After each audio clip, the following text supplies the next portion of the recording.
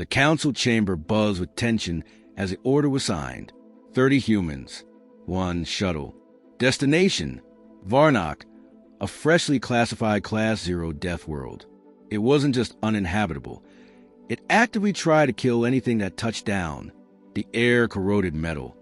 Gravity pushed harder than most species could handle. And the wildlife wasn't just hostile.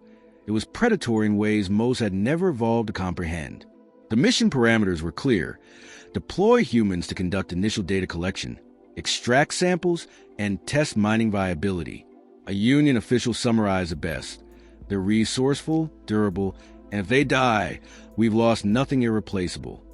The humans weren't blind to what this was. They were expendable. A team of 30 soldiers, engineers, survivalists, and 1 grim-faced xenobiologist assembled in silence as the data streamed in. Atmospheric instability, tectonic volatility, radiation spikes, and organisms with biochemical signatures the Union hadn't seen before. No rescue was guaranteed. Most had signed up knowing the risk.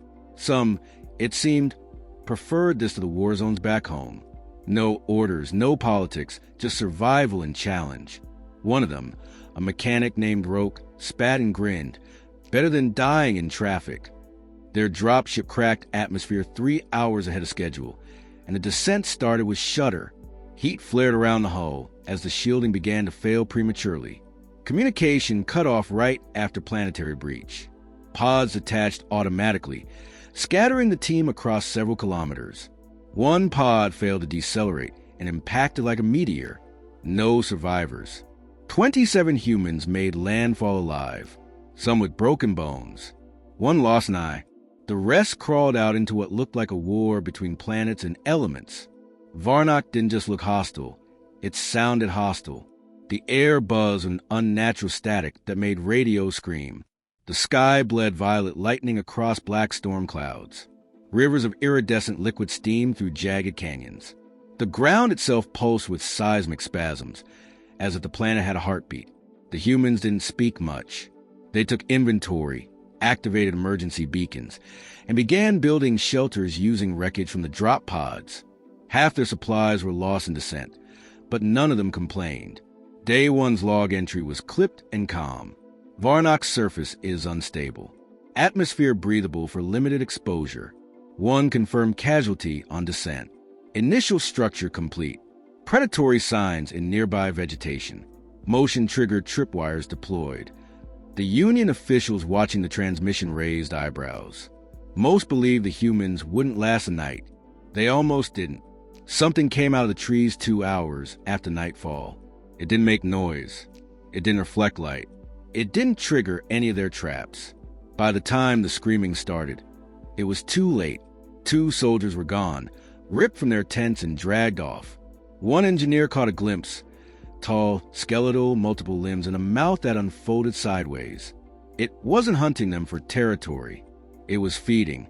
By dawn, 10 were dead, blood on the sand, shredded gear, and no sign of the thing that had done it. The alien observers were already logging the mission as a failure, but the remaining 17 didn't request extraction. They scavenged the kill sites, examined blood patterns, and tracked scent trails.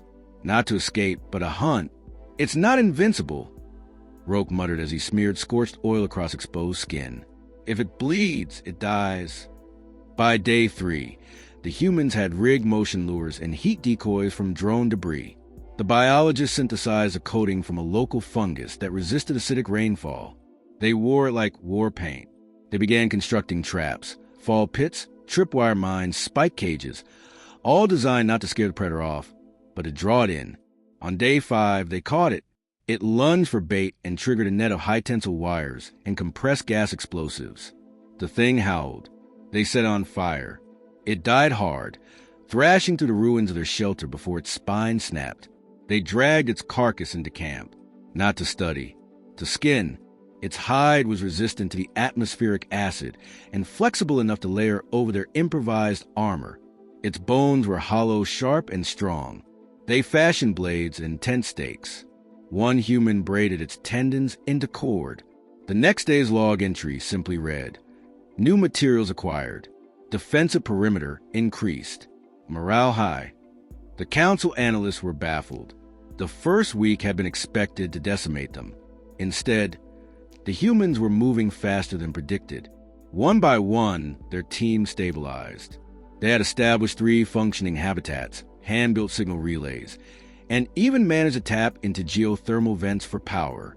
Their physiology was already adapting to the higher gravity. Muscle density increased. Bone scans showed reinforcement. They weren't just enduring, they were changing. The Union command suggested sending a recon drone to check on them. It was painted in diplomatic colors, designed to offer supplies, and even potential extraction if things were too dire. The humans intercepted it mid-descent and dismantled it before it landed. Then, they reassembled its transmission array to send a new message. Still alive. Don't need rescue. Send more drones, unarmed. The message was short, firm, and laced with defiance. Back in the Union's intelligence wing, debate erupted.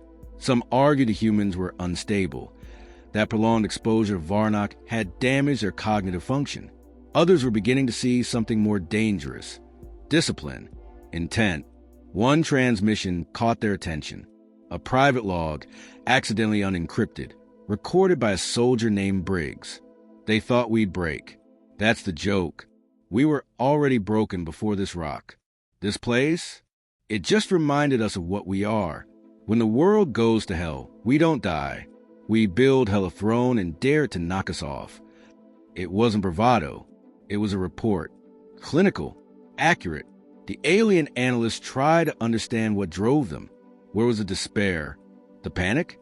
Other species would have collapsed under the pressure, fallen apart under psychological strain. But the humans seemed to channel it, convert stress into efficiency, pain into progress. By day 10, they began mining. With modified exosuits and makeshift respirators, the humans descended into ravines laced with raw energy cores. Heat that melted Union alloy frames didn't stop them. One suit failed mid-descent. The human inside made it back with third-degree burns and one functioning arm. When asked if extraction was needed, he laughed. "I'm not done." The last report from a Union science vessel orbiting Varnock detailed the humans' progress in stunned silence. Estimated survivability was 2 days. It has been 11. Estimated mineral acquisition was 0. Current payload exceeds 800 kilograms of volatile core samples. Estimated morale, inexplicably high. Back on Earth, no one had expected anything different. But out in Union space, a quiet sense of unease was beginning to form. Not fear of what humans had done, fear of what they would do next. By the 12th day, Varnock began to change, not the terrain, not the atmosphere, but the way it was perceived. What was once cataloged as a lifeless, volatile hellscape now had mapped corridors, named hunting zones, and marked thermal vents. The humans had reshaped their environment not by taming it, but by becoming a part of it. They no longer moved like visitors or survivors. They moved like predators. Their days followed a rhythm. Wake, hunt, mine, reinforce, adapt. No one wasted breath on complaints. Injuries were expected. One engineer walked with a splint made of predator femur tied with cable wire. When his leg healed crooked, he adjusted his gait and kept moving. Every casualty became a data point. Every loss became strategy. Union analysts noted a disturbing trend. Humans weren't just responding to Varnock's threats. They were anticipating them. Acid rains were no longer a hazard. They timed them to clear out burrowing scavengers. Wildlife attacks dropped significantly. Either predators had learned to avoid them or been wiped out. The alien biologists couldn't decide which was worse. Human modifications spread fast. One soldier figured out a way to insulate his boots using local vine sap and heat-cure bark. Within hours, the rest of the squad replicated it. When Mechanic discovered how to refine a local mineral into ceramic plating that could withstand the flying ash storms, the team equipped makeshift shields and faceplates. No central command, no bureaucracy, just shared necessity and constant iteration. Their bodies began to reflect the strain. Forearms thickened, bone scans showed density increases. Lungs adapted to filter toxins more efficiently. What began as a temporary deployment now resembled forced evolution. The humans weren't surviving despite Varnock. They were thriving because of it. Psych evaluations poured in from remote observers, trying to rationalize it. Stubbornness, one claimed. Psychotic adaptability, said another. A third, more candid analyst simply wrote, "They are comfortable where no life should be." The Union sent another drone, this one purely observational. Cloaked and silent, it didn't return. Instead, it reappeared on their orbital deck 2 days later, hand-delivered by a repurposed atmospheric glider built by the humans. Attached was a note etched into a metal plate. "We see you. Keep watching." By the 15th day, the team split into 2 squads. One would continue mining. The other would chart deeper into the volcanic trenches where seismic data suggested richer deposits. The second squad volunteered. No coercion, no hesitation. The leading xenobiologist recorded her thoughts in a log entry. Fear seems to have lost its value. Pain remains a teacher, but no longer a deterrent. This world hasn't killed our instincts. It's purified them. As the trench squad descended into the planet Scar, they encountered something unexpected. A secondary ecosystem. Creatures made of semi-translucent flesh, adapted to heat and magnetic flux, move like liquid shadow across basalt ledges. Any other species would have withdrawn immediately, but the humans advanced slowly, silently. They observed, recorded, and set up perimeters. Within 6 hours, they had isolated a breeding pattern, mapped a safe route, and captured 3 specimens. Alive, not one of the handlers wore standard bioarmor. They relied on their modified suits, insulated with hide and coated in carbon ash to dull heat signatures. The Union scientists didn't understand how this was possible. The alien biology teams couldn't survive 10 minutes in that zone without permanent damage. Back on the surface, the mining squad made first contact with another apex predator. This one didn't hunt at night or strike from shadows. It was large, loud, and territorial, a tower of plated muscle with chitinous claws. It tore through the forward habitat in seconds. 1 human was impaled. 2 were crushed. The rest fought, not with precision weapons. They didn't have any left. They fought with combustion spears made from pressure tubes, with axes forged from alloy and bone. They didn't win cleanly. They won ugly. Roke lost his arm at the elbow. He cauterized it with a heated or rod and kept shouting orders with the other. The beast fell after 6 minutes of brutal, desperate assault. When the carcass stopped twitching, the survivors gathered around it, drenched in blood and ash. No one spoke. They were already measuring its armor plates. The next log entry was submitted voluntarily by the squad medic. "We should be dead. Half of us can't even stand straight. But we're not just here to live. We're here to prove something. Maybe to them. Maybe to ourselves." The council was watching. Reports were dissected in real time. Delegates debated whether to recall the mission. Public opinion within the Union grew divided. Some saw the humans as pioneers. Others saw monsters being shaped by fire. An emergency session was held. One delegate demanded immediate extraction before the humans permanently mutated. Another asked a single, chilling question. What if they already have? On Varnock, the humans continued their routine. The trench squad returned with environmental samples that defied known physics. Crystalline spores that resisted decay, magnetic fluids that reacted to thought signals, and signs of deeper tunnel systems carved by unknown entities. They didn't ask for permission to investigate.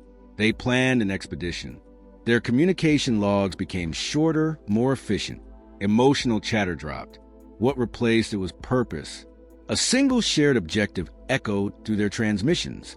Endure, advance, extract, adapt.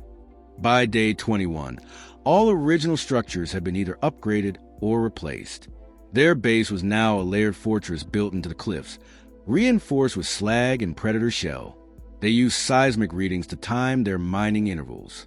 They had isolated airborne contaminants and built air scrubbers from local minerals. They had developed water reclamation systems using volcanic condensation. Every problem became a system. Every system became a weapon. One Union technician, reviewing the footage, muttered, "They don't terraform planets. They let the planet terraform them."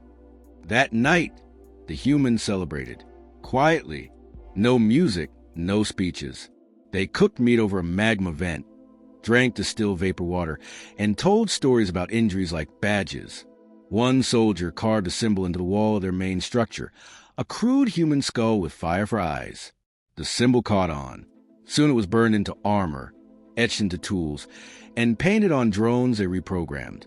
It became their mark. Not a flag, a warning. They had become something new. Not a faction, not a crew. They were the burnt. And the galaxy, for the first time, started to understand these humans weren't just dangerous. They were inevitable. By day 23, the humans stopped waiting for the next threat. They went looking for it. The Trench Squad, now known among themselves as the Deep Walkers, pushed further into the tunnel networks uncovered during the last expedition. The walls were lined with unknown alloy formations, non-organic yet shaped like bone. Every corner turned revealed another puzzle, another risk. But they kept moving, slow, quiet, deliberate. Sensors failed every few meters, but they adapted. They used temperature shifts, wind currents, and even echo delays to map the subterranean system. 6 kilometers in, they found the hive. It wasn't just a nest. It was a civilization, a dead one. Fossilized corpses lined the walls, each resembling a hybrid of insect and crustacean built for war. Their remains embedded in the alloy like an offering, all facing outward, all posed in battle formation. The structure wasn't natural. It had architecture, design, even writing, etched into bones and glowing faintly with bioluminescence. The xenobiologist, Dr. Len, scraped a section of wall and whispered her findings into her log.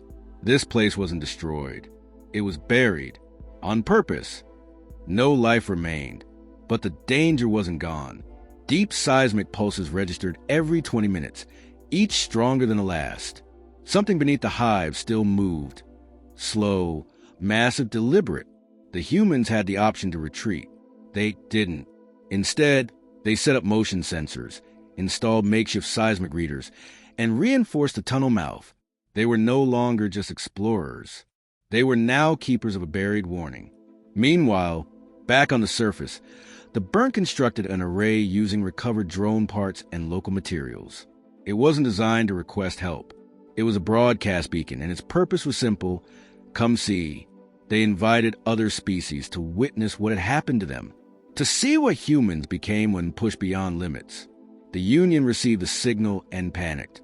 A delegation ship was dispatched immediately, manned by diplomatic staff and security personnel. The vessel landed 3 kilometers from the main base. Its descent was unchallenged. No weapons targeted it. No traps were triggered.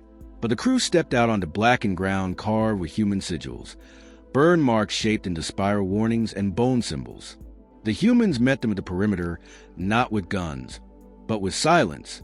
They wore armor crafted from local predators, reinforced with mineral plate, and painted with volcanic ash. Some had lost eyes, fingers, entire limbs. None of them looked broken.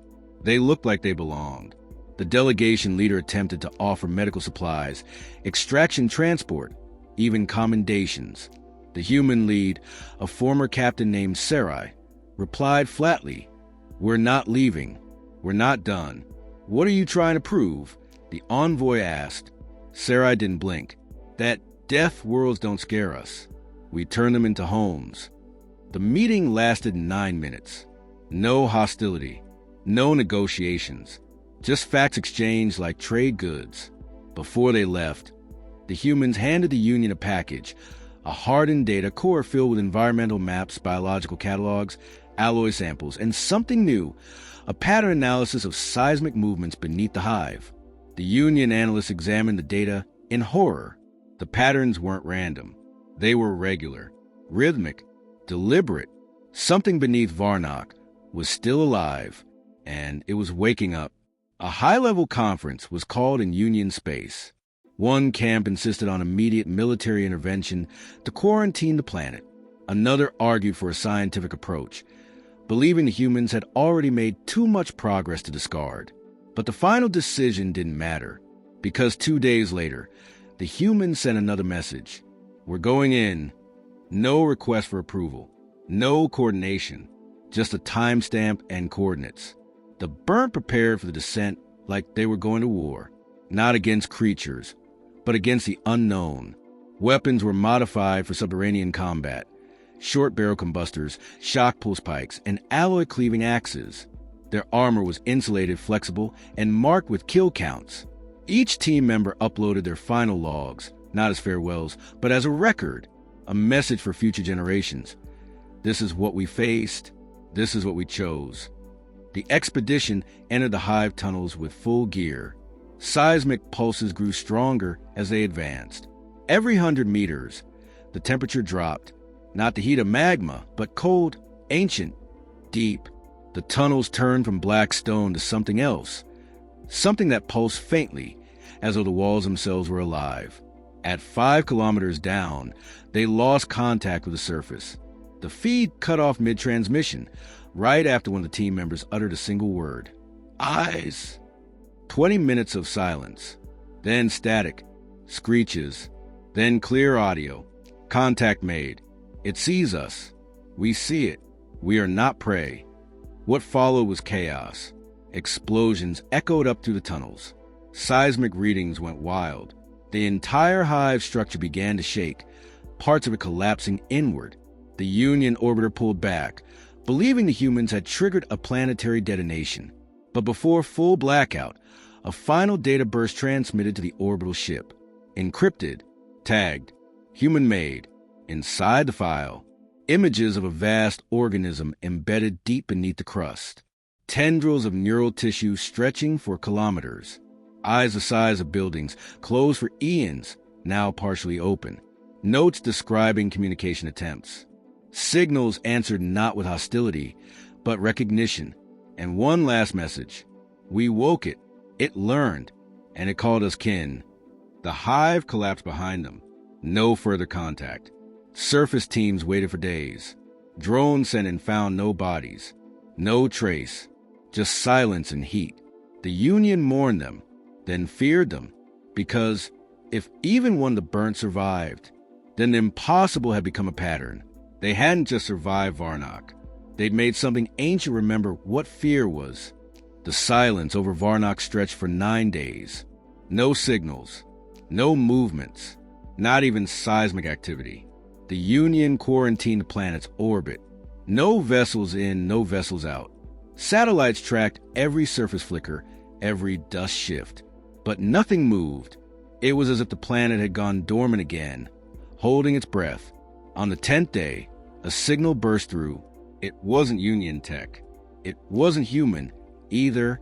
It pulsed in a sequence not seen in any databank, made of electromagnetic tones layered with gravitational hums. The message was short, 5 words, decoded slowly, carefully, and finally displayed on every console aboard the Union monitoring fleet. We are not alone anymore. The signal came from beneath the planet's surface, deep beneath the former hive structure, now collapsed and sealed. Union analysts were divided. Some believed it was a last artifact of a long-dead species. Others were certain the burn had survived. The signal was followed by a low-level tremor. Not destructive, not random, structured. A rhythm, a beat. The same frequency emitted by human heart monitors. Not one, hundreds. Deep within the planet, they were alive, changed, bound to something older than language, older than memory. And it had accepted them. Across Union space, the political gears ground to a halt. No decision could be made fast enough. Every move was too slow, and humanity, whatever it had become, was already beyond reach. Then came the second signal, a video feed, grainy, static choked, but clear enough.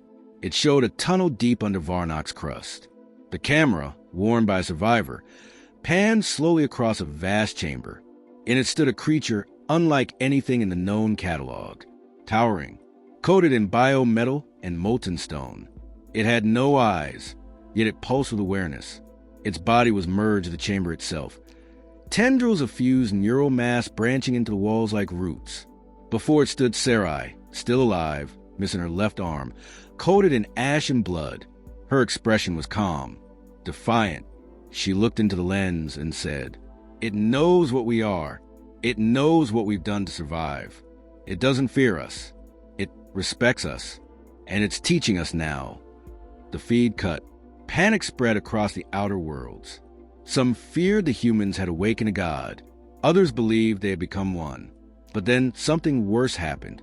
Other death worlds, previously uninhabitable, sealed off, long forgotten, began emitting similar signals.